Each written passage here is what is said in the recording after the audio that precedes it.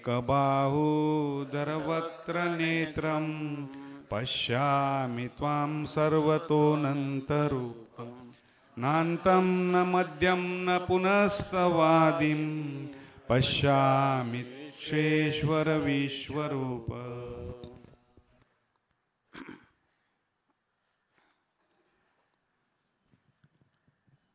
भगवान श्रीकृष्णांच्या असीम अनुकंपेने अर्जुनाला विश्वरूप दर्शन होत आहे आणि त्या विश्वरूपाचं वर्णन तो भगवंताबरोबर संवाद करताना करत आहे की हे भगवान, हे विश्वेश्वर, हे विश्वरूप, हे ज्याचं स्वरूप आहे अशा हे परमात्मन विश्वेश्वरा, हे संपूर्ण जगताचं ईशन किंवा नियमन करणाऱ्या हे परमात्मन.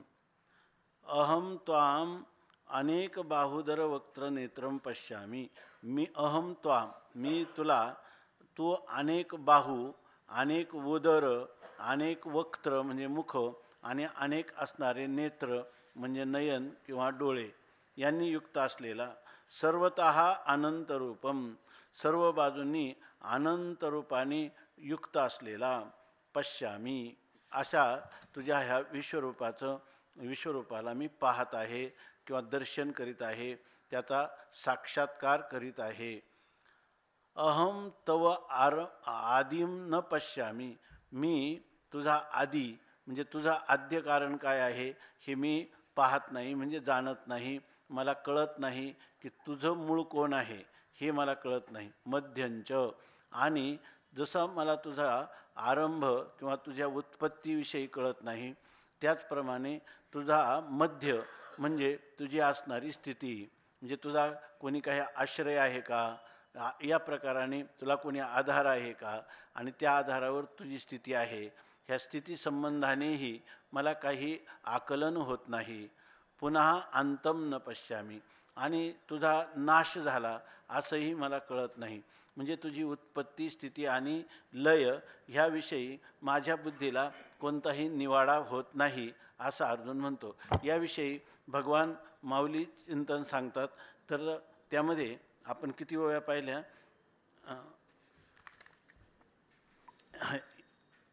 ओव्या किती पाहिल्या? 73, 273 ओव्या पाहिल्या. येथे नाना अपरिमिते जेतुली साठविली होती महाभूते, ते तुला ही पवाडू त्वा अनंते, कोंदला देखतसे. 78 वेळा. तू रूपे आपणयाचे ऐसा, देवा तुझी वयसा, पाठी पोट परेशा तुझे तुगा. अर्जुन भगवंताला म्हणतो की हे देवा, तू रूपे आपणयाचे ऐसा. आता तुझ्यासारखं रूप कोणाचं आहे अशी जर तुलना करायची झाली तर तुझं रूप जे आहे तर तो रूपे म्हणजे तू रूपाने आपणयाचे ऐसा, तुझ्यासारखा तूच आहे. आनन्वय अलंकार आहे, म्हणजे तुझ्यासारखा दुसरा कोणीही तुझी तुलना करावी, बरोबरी करावी असा कोण नाही. मग तुझ्यासारखा कोण आहे? तुझ्यासारखा तूच आहे. जसं पुढं 9व्या अध्यायात म्हणा, राम रावण, 10व्या अध्यायात आहे का, राम रावण काय राम रावण झुंजिनले कैसे, श्रीराम रावण जैसे मिनले समरी. राम रावणाचं युद्ध कोणासारखं झालं तर राम रावणयोः युद्ध राम रावणयोः इव. राम रावणाचं युद्ध राम रावणासारखंच झालं. त्याप्रमाणे तुझं स्वरूप हे कसं आहे तर तुझं स्वरूप तुझ्या स्वरूपासारखंच आहे, त्याची कोणाबरोबर तुलना करता येत नाही. तरी आता तुझं पहिलीकडे काय असे आणि तुझ्या पलीकडं म्हणजे तुझ्या स्वरूपाच्या अतिरिक्त काही असं आहे का असं वाटतं. तुझं पहिलीकडे काय असे, तुझ्या पलीकडेही काही आहे का, म्हणजे तुझ्या पलीकडं म्हणजे तुझ्या स्वरूपाचा जो विस्तार आहे त्या विस्ताराच्याही पलीकडं एखादा तुझ्या अतिरिक्त एखादा पदार्थ किंवा काही आहे का, अस्तित्ववान असा काही पदार्थ, व्यक्ती, वस्तू आहे काय.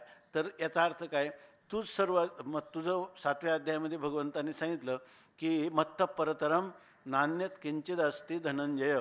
मयी सर्वमिदं प्रोतं सूत्रे मणिगणा इव. याचा अर्थ तुझ्या पलीकडं काही नाही, सर्व काही तूच आहेस. तू कायसयावरी आहाशी आईशे. हा नाही बरोबर ना.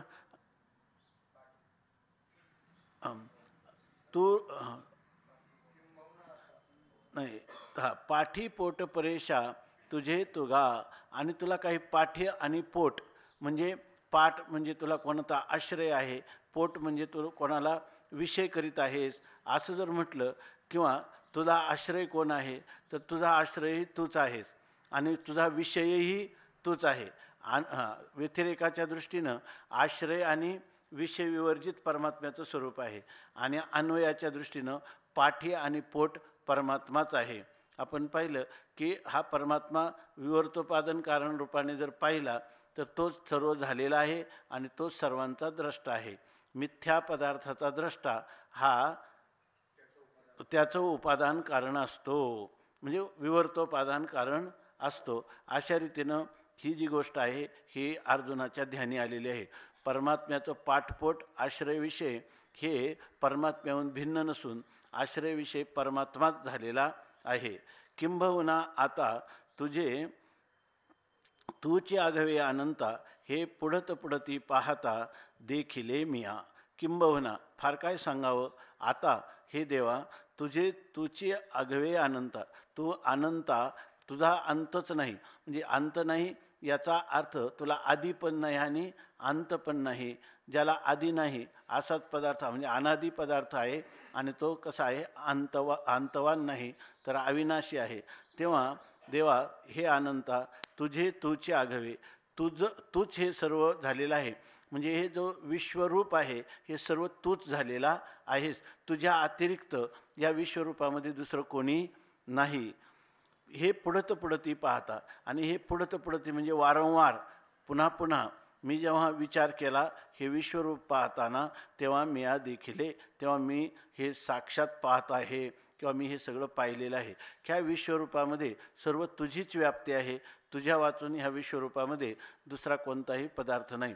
स्वतंत्र रीतीनं तूच हे सर्व झालेला आहेस. परिया तुझ्या रूपा तू जी उनीव एकासे देखतू, जे आदि मध्य अंतू तिन्ही नाही. जी म्हणजे अहो भगवान परमात्मन, या तुझ्या रूपातू, तुझ्या ह्या स्वरूपामध्ये म्हणजे ह्या विश्वरूपामध्ये एक उणीव देखतू असे मला एक उणीव आहे असं जाणवतं. विश्वरूपामध्ये एक उणीव आहे, एक वैगुण्य आहे, त्रुटी आहे असं मला जाणवतं. जे कोणती त्रुटी आहे, जे आदी मध्य अंतू तिन्ही नाही. ह्या स्वरूपाला आदी नाही, मध्यही नाही म्हणजे उत्पत्ती नाही, स्थितीही नाही आणि अंत त्याचा नाशही नाही हे मला जाणवत आहे. म्हणजे या अर्जुना देवाला म्हणतो की तुझ्या ठिकाणी एक उणीव आहे. काय उणीव काय? सगळ्या माणसांना काय उत्पत्ती स्थिती आणि अंतरहित आपलं असणारं स्वतःसिद्ध स्वयंप्रकाश जे स्वरूप आहे त्याच्या प्राप्तीसाठी सगळे जीव प्रयत्नशील आहे, पण त्यांचं जन्ममरण काय खंडित होत नाही. म्हणजे साधारणपणे सर्व समूहात पाहिलं, वस्तू समूहात किंवा प्राणी समूहात, तर प्रत्येकाला उत्पत्ती स्थिती अंत आहे आणि तुला मात्र उत्पत्ती नाही, स्थिती नाही आणि अंतही नाही. तू ह्या सर्वांपेक्षाही सामान्य तर नाही ना, आहे की नाही? तुला उत्पत्ती स्थिती लय नाही. म्हणजे हा जो अलंकारिक बोलणं आहे हा अलंकार आहे व्याजस्तुती, म्हणजे वरून दिसायला निंदा पण आतमध्ये काय आहे, स्तुती आहे. म्हणजे हे देवा तो उत्पत्ती स्थिती आणि अंत यांनी विवर्जित रहित असा तू आहेस असं व्याजस्तुती अलंकारामध्ये बोलतात. ये रवी गिवसिले आघवा ठाई परी सोयन लाहे चिकही म्हणून त्रिशुद्धी हे नाही तिन्ही येथ म्हणतात. ये रवी आणि दुसऱ्या रीतीनं पाहिलं तर आघवा ठाई गिवसिले, मी सगळ्या ठाई शोध घेण्याचा प्रयत्न केला. ह्या विश्वरूपाच्या दृष्टीनं संपूर्ण सर्व ठिकाणी म्हणजे जे विश्वरूप पाहत आहे ह्या विश्वरूपाच्या एकेका अवयवामध्ये किंवा एकेका अंशामध्ये मी गिवसिले गवसण्याचा प्रयत्न केला, म्हणजे शोध घेण्याचा प्रयत्न केला. परी सोयन लहेची काही, परी काही सोयन लाहेची, परंतु मला कुठंच सोय म्हणजे मार्ग सापडला नाही, मला कुठेही पत्ता लागला नाही.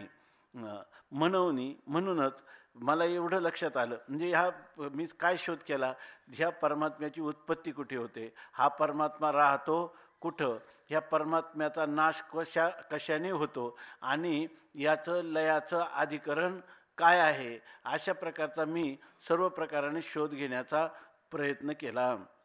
आणि जीवसुद्धा जो शास्त्र सुसंस्कृत जीव आहे ना, तोही परमात्म्याचा असाच विचार करतो ना.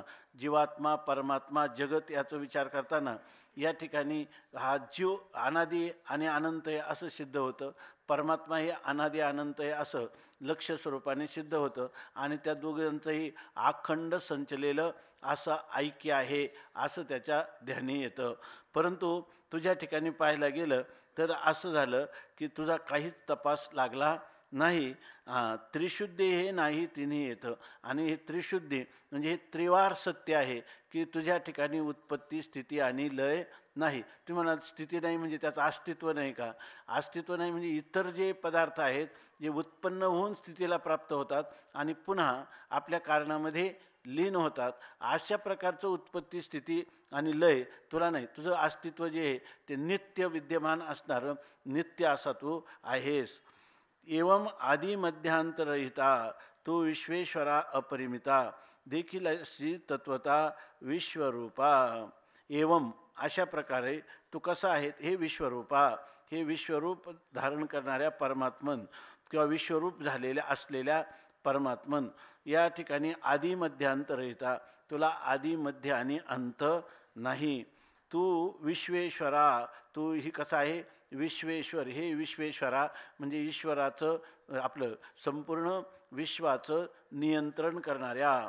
अपरिमिता, जो अपरिमित म्हणजे अमर्याद आहे, म्हणजे देशकाल वस्तू परिच्छेद रहित असणाऱ्या अपरिमिता. तत्वता देखील अशी, मी तुला तत्वतः म्हणजे यथार्थ रीतीने तू जसा आहे तसा मी तुला देखील अशी मी तुला पाहिलेला आहे किंवा पाहत आहेस.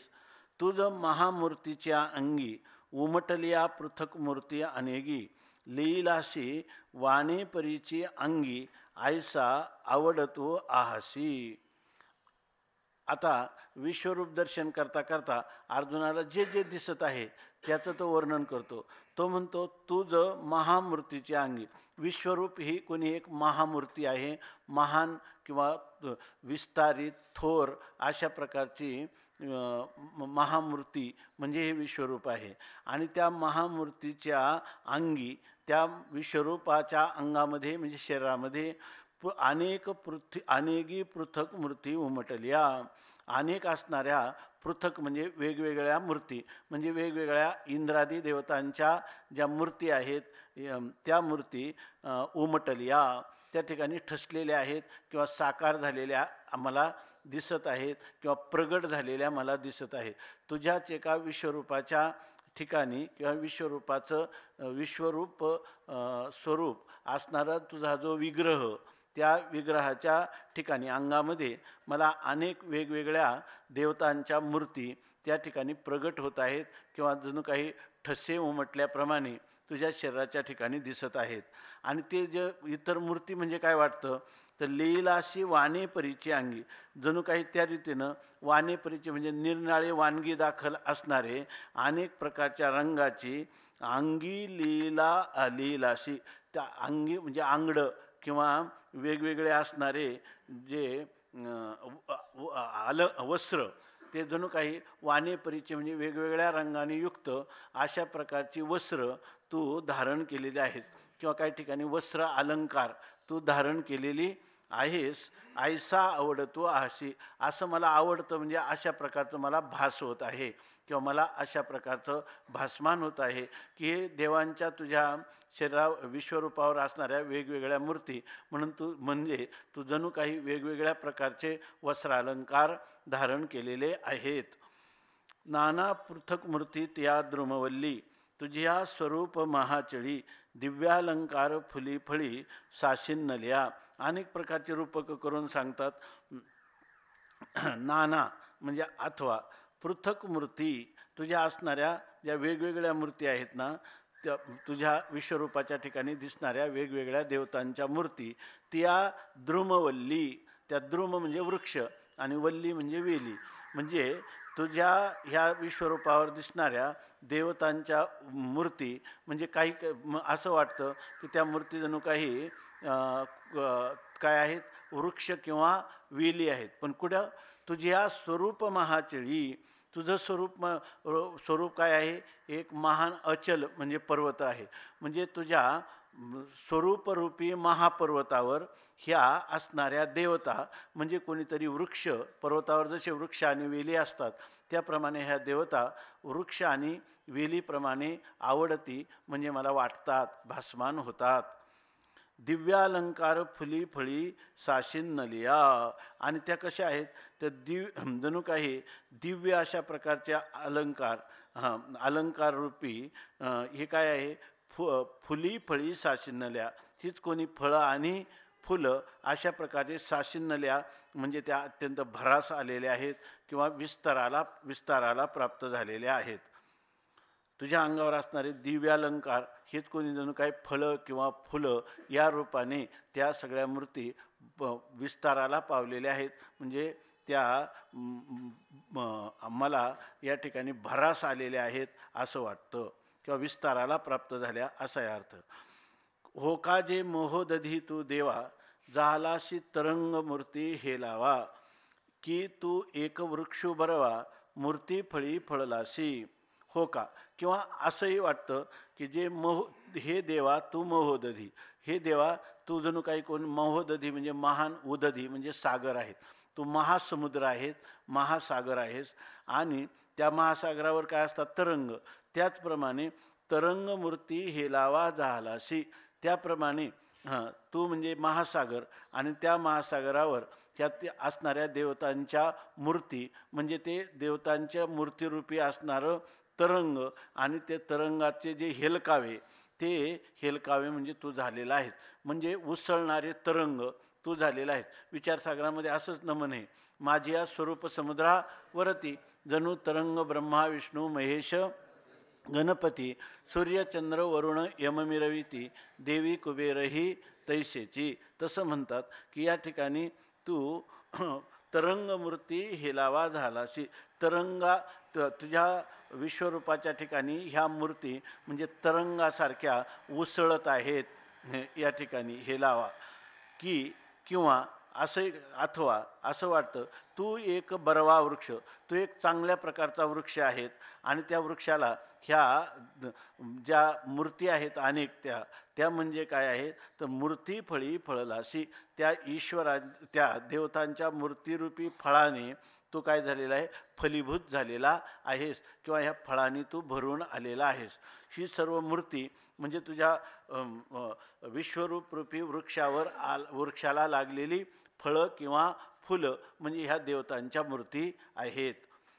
जी भूती भूतळ मांडिले, जैसे नक्षत्री गगन गुढारले, तैसे मूर्तिमय भरले, देख तसे तुझे रूप.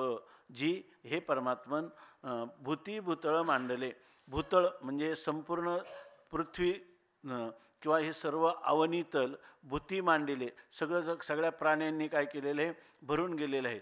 ह्या पृथ्वीवर जशी सगळ्या प्राण्यांनी ही पृथ्वी गजबजून गेलेली आहे, जैसे नक्षत्री गगन गुढारले, किंवा ज्याप्रमाणे गगन नक्षत्री, गगन म्हणजे आकाश, नक्षत्री म्हणजे नक्षत्रांनी म्हणजे ह्या तारा सूर्य चंद्र इत्यादी नक्षत्रांनी ज्याप्रमाणे गुढारले किंवा गुढले असा पण पाठ आहे. गगन गुढारले ते सगळं आकाश जे आहे ते व्यापून गेलेलं आहे. सगळे आकाश जसं नक्षत्राने व्यापून गेलेलं आहे, तैसे मूर्तिमय भरले, देख तसे तुझे रूप.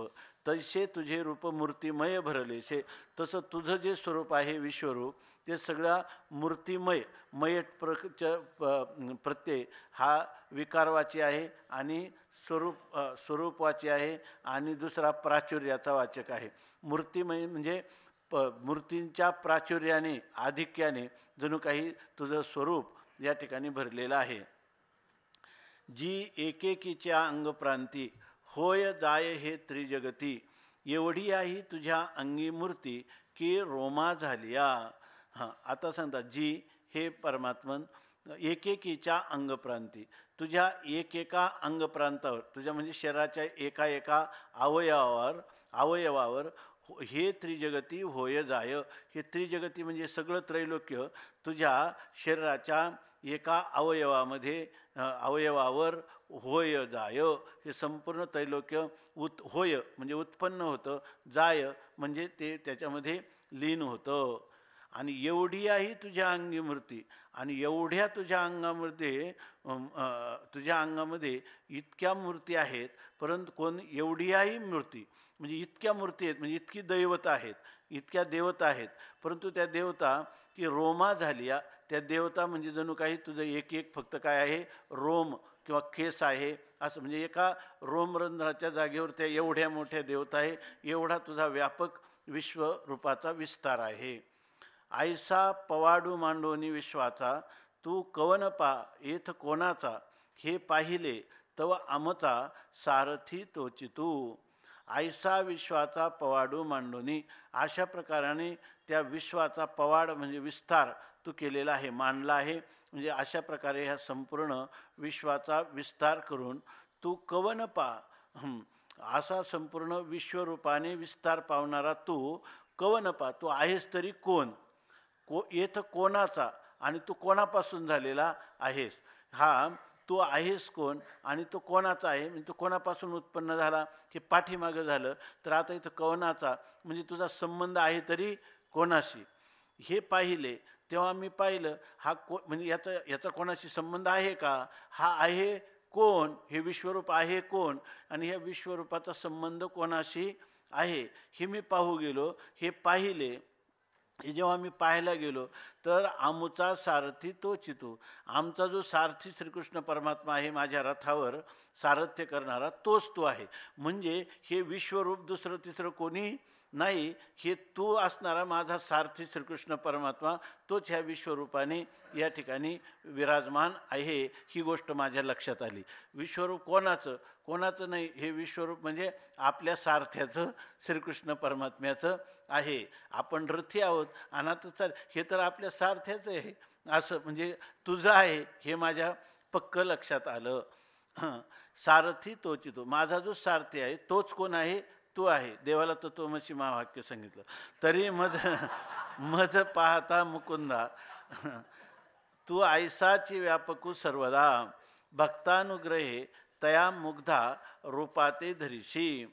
हे मुकुंद परमात्मन, तू मज पाहता म्हणजे मी जेव्हा तुला पाहू लागतो, तुझ्या ह्या विश्वरूपाचं दर्शन करू लागतो, तेव्हा मला असं वाटतं तो सर्वदा ऐसाची व्यापक, तू नित्य असाच व्यापक आहे. याचा अर्थ काय आहे, तुझं खरं स्वरूप जे आहे तर ते नित्य आहे आणि निरपेक्ष व्यापक आहे. म्हणजे याचा अर्थ तू नित्य आहे म्हणजे तू अविनाशी आहेस, आणि तू अनादी अनंत आहेस, आणि शिवाय तू सर्वत्र व्यापक आहेस. देशकाल वस्तू परिच्छेद रहित असं तुझं स्वरूप आहे. ऐसाची, असाच तू आहेस.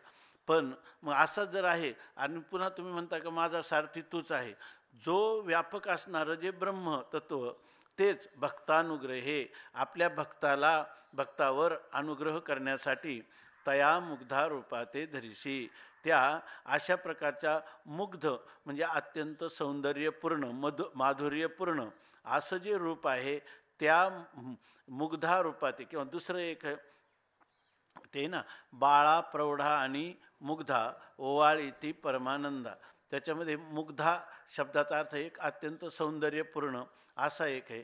आणि त्या गवळणींचे जे 3 प्रकार सांगितले, बाळा म्हणजे बाल भावात राहणाऱ्या, प्रौढा म्हणजे प्रौढ वयात आलेल्या, आणि मुग्धा म्हणजे त्या परमात्म्याच्या गुणाने वगैरे, त्या परमात्म्याचे गुण, त्याचे नाम, त्याच्या लीला, यामुळं त्याच्यावर मोह धातूपासून मुग्ध होतं ना, याच्यामध्ये कर्मणी भूतकालवाचक, तसं त्याच्यावर आकर्षित झालेल्या मोहाला प्राप्त, म्हणजे ज्यांची बुद्धी ती विचाराने त्याच्याकडे आकर्षित झाली नाही, त्यांची सहजच मोहाने परमात्म्याकडं आकर्षित झालेली आहे.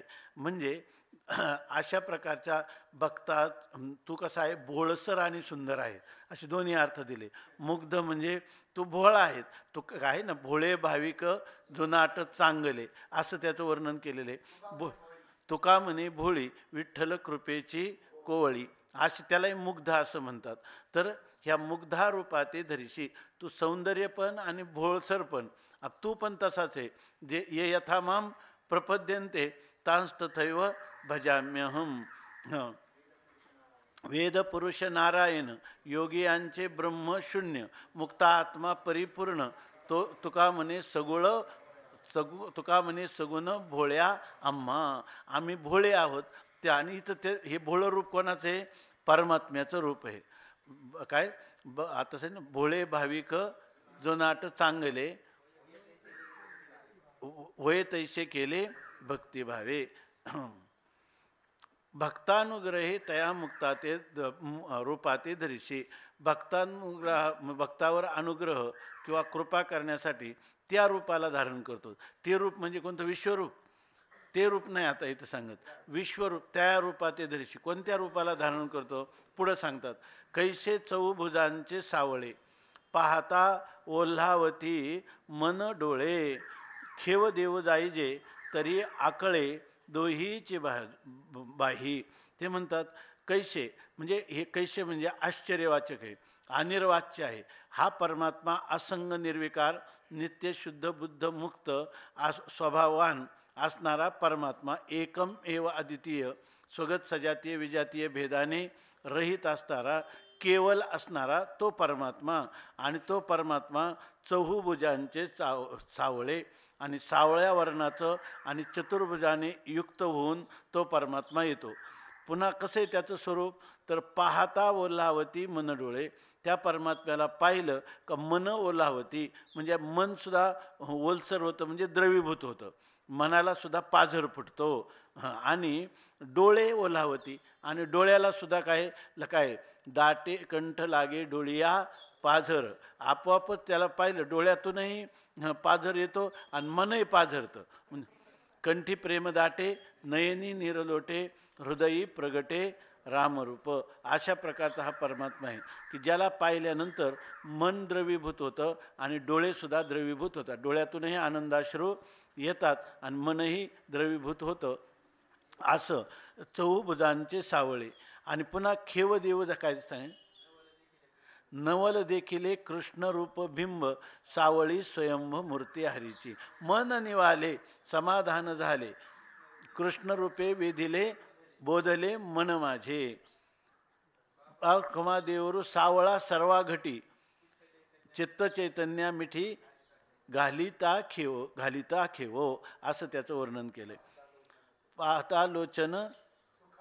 पाहता लोचन सुखावले, खेव देव जाईजे. आणि त्याला खेव म्हणजे क्षेम किंवा आलिंगन द्यायला गेलं तरी दोहीची बाही आकळे, तर दोनच हातात सापडतो.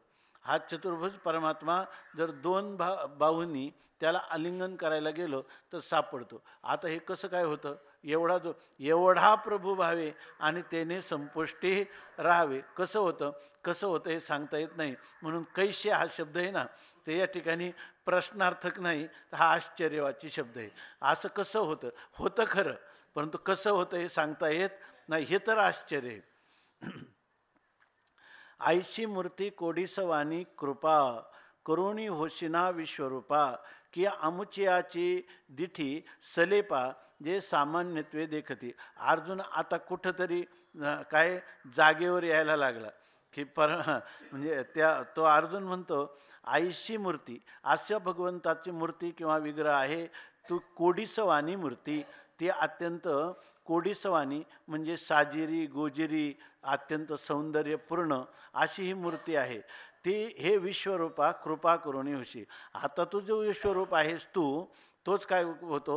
जो विश्वरूप असणारा परमात्मा तोच या ठिकाणी कोडीसवानी मूर्ती होऊन कृपा करुणी होशी. केवळ भक्तावर कृपा किंवा भक्तांच्या रक्षणासाठी, कुपूर रक्षणे म्हणजे भक्ताचं संरक्षण करण्यासाठी, त्याच्यावर अनुग्रह करण्यासाठी हा जो परमात्मा आहे तो विश्वरूपाने युक्त असणारा परमात्मा तो त्या भक्ताला आनंद देऊ शकत.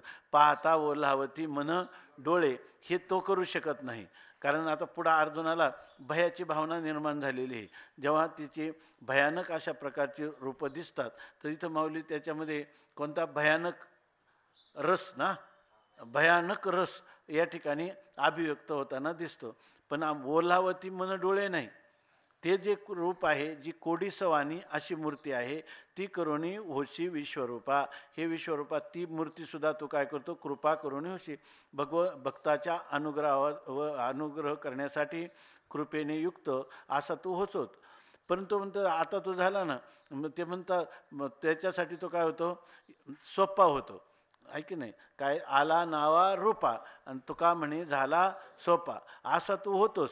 परंतु काय करावं, अर्जुन म्हणतो आमुची आची दिठी. मग आम्ही तर पाहावं ना त्या परमात्म्याचं, की जो हा अनंत काय ते हे खोळ धरी येली, ब्रह्मादिका नकळे खोळ ते आकळ धरी येली. ब्रह्मादिकांना देखील ज्याचं आकलन होत नाही, आणि त्यांनी ही खोळ धारण केलेली आहे. म्हणजे तो नावारूपाला भक्तासाठी आलेला आहे.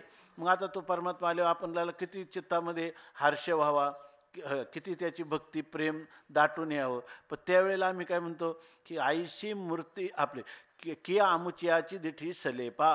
पण आमच्या दिठी आमुची दिठी म्हणजे देवा आमुचियाची, म्हणजे आमच्याच दृष्टी सलेप आहेत, म्हणजे अशा प्रकारच्या मलिन किंवा दूषित झालेले आहे का त्यावेळेला आम्ही तुला सामान्यत्वे देखती. जर परमात्मा भक्तासाठी एवढा सोपा झाला, परंतु आम्ही काय म्हणाला, हा तर काय काय त्या 4थ्या अध्यायामध्ये सांगितलं, हा काय परमात्मा गप्पा करतो आणि तो सांगतो का जे तो विवस्वत म्हणजे जे काही आईशे वडीला ठावे नाही, तोवाची केवी काही उपदेशिला. तो ऐकी जे बहुता काळाचा, तू तव कृष्ण सापेचा, म्हणून गाय ये मातूचा विसंवादू. अशा प्रकारचं सांगतं.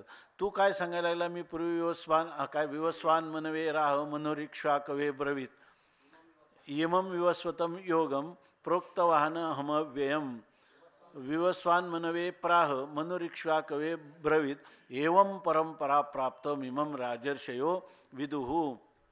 आहे की नाही. कारण का आमच्याची देठी सलेपा, आम्हाला आमच्यासाठी परमात्मा जेव्हा म्हणतो, पण तो आला ना नावारूपाला आल्यावर तोही आमच्यासारखा देहधारी आहे, आहे की नाही. आम्हालाही नावरूप आहे, तसे त्यालाही नावरूप आहे. जसे आम्ही जन्ममरण धर्मवान आहोत, तसा हा सुद्धा जन्ममरण धर्मवान आहे. आणि हा म्हणतो याच्या त्यांनी सांगितलं, ज्या वेळेला भगवान निजधामाला गेले तेव्हा भगवंताचं 125 वय सांगितलं नाथ महाराजांनी भागवतामध्ये. आणि त्यावेळेला अर्जुनाचं वय महाभारताच्या याच्याप्रमाणे 79 वय, म्हणजे माझ्यापेक्षा 26 वर्षाचा मोठा आहे, हे मी मान्य करील. परंतु हा जे म्हणतो की मी विवस्वानाला म्हणतो, विवस्वान कधीचा, बहुत काळाचा, आणि यांनी कसा काय उपदेश केला तिथं, आहे की नाही. तू तव कृष्ण सापेचा असं. पण आता जेव्हा विश्वरूप पाहिलं तेव्हा तो म्हणतो आमुचियाची दिठी सलेपा, हे तुझं महत्त्व आम्हाला कळत नाही, तुझा महिमा. याचं कारण काय आहे, आमच्या दिठी म्हणजे आमची दृष्टी किंवा आमची अंतकरणं ही सलेप म्हणजे ती काही दूषित झालेली आहेत, आणि जे सामान्यत्वे देखील. आणि त्यामुळे तुला पाहताना ते काय म्हणतात, हा सामान्य कृष्ण परमात्मा आहे, हा कोण असून कोण आहे, माझ्या आत्याचा मुलगा आहे असं त्याला पाहतात. आणि जसं नसतं तर अर्जुन म्हणतो, मी हे केलं असतं का त्यांनी पूर्वी, रुसलो असता का त्याच्यावर, आणि कोपेकी निवांत साहेब. आणि असं पाहिलं तर म्हणतो हा अतिच सामान्य आहे का नाही. आमुचियाची दिठी सलेपा, जे सामान्यत्वे देखती, तरी आता दिठीचा विटाळू गेला, त्वा सहजे दिव्य चक्षु केला, म्हणून यथारूपे देखवला महिमा तुझा. तरी आता, परंतु आता मात्र खरी कृपा, आता तुझा जो महात्म्य आहे, जेव्हा ते विश्वरूप दाखवलं तेव्हा आता मला कळलं का जो तू आहेस तोच विश्वरूप झालेला आहेस. त्यामुळं तू दिसतो हा तैसा नव्हे, सर्व दिशा व्यापक, असं तुझं महिमा मला कळला. कारण का झाला तर दिठीचा विटाळू गेला. माझ्या अंतर्दृष्टीला जो विटाळ, अंतकरणाला जो काही विटाळ झालेला होता, तो विटाळच आता या ठिकाणी नाहीसा झाला. म्हणजे अंतकरणाची जी दूषितता आहे ती त्या ठिकाणी सलेपता म्हणजे दूषित झालेलं अंतकरण, ज्याच्यामध्ये मलिन झालेलं अंतकरण, ते दिठीचा लेप गेला, म्हणजे त्याच्या ठिकाणचं असणारं मालिन्य ते आता आता नाहीसं झालं. का तर सहजे दिव्य चक्षु केला. कारण तुझे माझ्यावर असणारी जी अपार करुणा किंवा वात्सल्य माझ्याविषयी असणारा अतीव प्रेम, त्या प्रेमामुळं तू दिव्य चक्षु केला. माझा हा पूर्वीचा जो दृष्टी होती त्या दृष्टीमध्ये परिवर्तन करून तू मला दिव्य चक्षु दिला, म्हणजे दिव्य दृष्टी दिली. आणि म्हणून तू जर दिव्य दृष्टी दिली नसती तर मला तूच हे विश्वरूपाने नटलेला आहे आणि तुझी एवढी थोरवी किंवा तुझा गरिमा मला कळला नसता. पण तू हे सर्व कृपा केली म्हणून यथारूपे देखवला महिमा तुझा. तू माझ्यावर अकारण करुणा वरुणालय असणाऱ्या परमात्म्याने माझ्यावर सहज स्वाभाविक अनायास स्वतःहून कृपा केली म्हणून मला तुझा महिमा या ठिकाणी मला दिसला. मग आता तुझा महिमा दिसला, परंतु असा महिमा दिसला की हे विश्वरूप परमात्मा झाला हे सुद्धा मला काय झालं, ज्ञात झालं. त्याविषयी सांगतो. परी मकरतुंडा मागिलीकडे तोची होताशी तू एवढे रूप झालाशी हे पुढे ओळखिले मिया. म्हणून मकरतुंडा मागिलेकडे म्हणजे त्या रथाला जे काही घोडे जोडले त्या रथाला काय जे जू आहे बरोबर ना, तर त्या जू मकरतुंडा मागिलीकडे मकराच्या मुखासारखं ज्याला आकार आहे अशा त्या जुवाच्या मागच्या बाजूस मकरतुंडा मागिले, मगराच्या आकाराचं ज्याचं तोंड किंवा काय त्याला म्हणतो मुखभाग आहे असा असणाऱ्या त्या जुवाच्या ठिकाणी तोची होताशी जो तोच होता, म्हणजे जो तो होता म्हणजे कोण होता, अर्जुन होता, आपलं कृष्ण परमात्मा होता. आणि तो एवढे रूप झालाशी म्हणजे आपलं सारथ्य करीत असताना त्या रथाच्या पुढच्या भागात सारथ्य करण्यासाठी जो तू बसला होतात ना तोच एवढे रूप झालाशी, तोच हे विश्वरूप झालंय कळलं. नाही तर विश्वरूपाचं आकर्षण असतं, पण विश्वरूप हा परमात्मा झाला आहे हे सुद्धा तू दिलेल्या दिव्यदृष्टीमुळंच मला हे समजलं.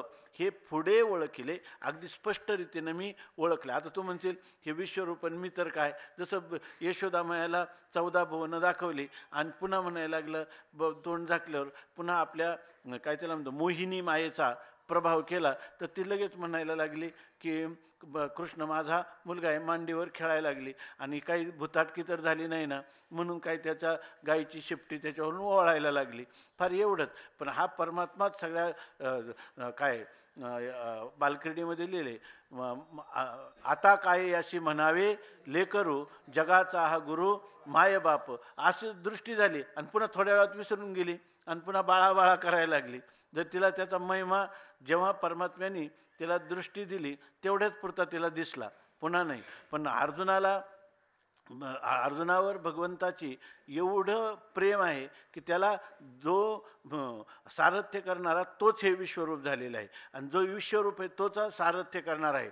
तो सारथी का होतो, अर्जुनाचे रथी होय हा सारथी बक्षी पोहे प्रीती सुदाम्याचे. याचं कारण काय आहे, तो भक्तानुग्रहे यया मुग्धा रूपाते दर्शी. भक्तांवर अनुग्रह करण्यासाठी अशा सुंदर असणारे किंवा चतुर्भुज सावळे त्याला जर देव जाता आकळे दोहीचे बाही, असं तो परमात्माच होतो आहे की नाही. कोठे तो परमात्मा रूप झाला अशी तो ह्या विश्वरूपाला तू प्राप्त झालास हे पुढे ओळखिले मिया. हे मी स्पष्टपणे, पुढे म्हणजे अगदी स्पष्टपणे किंवा हे पुढे ओळखिले मिया असं काही ठिकाणी पाहिजे. पुढे म्हणजे अगोदर ओळखलं नव्हतं, जेव्हा हे विश्वरूप दाखवल्यानंतर, किंवा पुढे म्हणजे अत्यंत स्पष्ट असं मी तुला आता जाणलेलं आहे.